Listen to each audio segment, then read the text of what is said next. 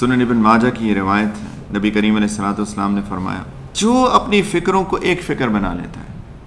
یعنی آخرت کی فکر۔ اللہ کے رسول فرما رہے ہیں، میرے الفاظ نہیں،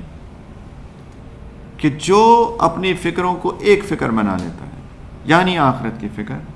اللہ تعالیٰ دنیا کی فکروں سے اس کی کفایت فرما دیتے ہیں، اس کو ختم کر دیتے ہیں، اللہ کافی ہو جاتے ہیں۔ دنیا تو ہے ہی،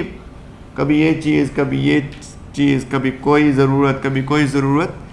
تو ایک نیچرل فطری طور پہ کنسرن تو ہوتا ہے، لیکن اللہ تعالیٰ کافی ہو جاتے ہیں ان ساری ضروریات کے لیے، اس کو فکر میں تبدیل نہیں ہونے دیتے۔ اور اگر جس نے بھی اپنی فکروں کو دنیا کی احوال کی فکروں بنا لی، بس دنیا کی فکر، یہ فکر اور وہ فکر، اور کھانا کہاں سے اور پہننا کہاں سے، اور شادی کیسے کرنی ہے بچے کی، اور پڑھانا کدھر ہے، اور یہ اسکول کے وہ اسکول کے، میں نے کینیڈا جانا ہے کہ آسٹریلیا جانا ہے کہ یہاں رہنا ہے کہ وہاں رہنا ہے، بس یہی سوچتا رہتا ہے۔ لم یبال اللہ فی ای اودیتہ ہلاک، اللہ اکبر۔ اللہ کے رسول صلی اللہ علیہ وسلم نے فرمایا، اللہ کو اس کی کوئی پرواہ نہیں ہے کس وادی میں جا کے ہلاک ہو جائے، اللہ کو اس کی کوئی پرواہ نہیں ہے کہ کس وادی میں جا کے ہلاک ہو گئے۔ ایک اور حدیث جو کہ جامع ترمذی کی روایت ہے، جس نے آخرت کی فکر کو اپنی فکر بنا لیا، جس نے آخرت کی فکر کو اپنی فکر بنا لیا، اپنی فکر ہے مرنے کے بعد کیا ہوگا، میں کیوں نہیں آ رہا دین پر، شریعت پر، سنت پر، کیوں میرا نفس مجھے تباہی پہ تباہ کرنے پہ تلا ہوا ہے، کیوں شیطان مجھے کھا رہا ہے، اس فکر میں لئے۔ من کانت الآخرۃ ہمہ جعل اللہ غناہ فی قلبہ، اللہ اس کے دل کو غنی کر دیتے ہیں، اس کو دنیا کی فکر ہی ختم ہو جاتی ہے، وہ بادشاہ سمجھتا ہے اپنے آپ کو، دال روٹی کھاتا ہے اپنے آپ کو بادشاہ سمجھتا ہے، جھونپڑے میں رہتا ہے اپنے آپ کو بادشاہ سمجھتا ہے، وہ کہتا ہے میرے پاس تو سب کچھ ہے۔ میں نے دیکھے ہیں ایسے لوگ،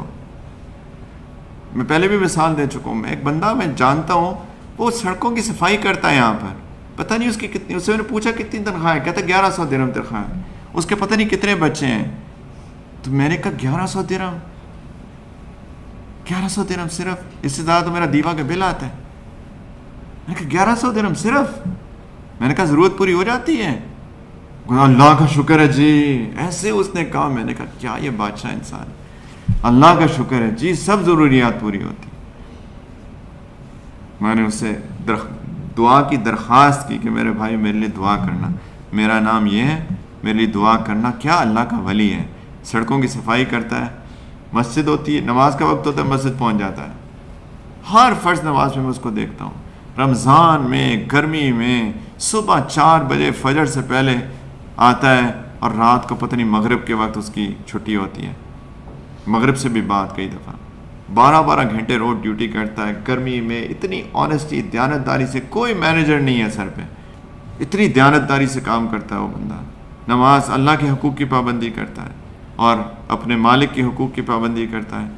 اور ایسا توکل، ایسی قناعت، ایسا زہد، یہ تو اللہ کا ولی ہے۔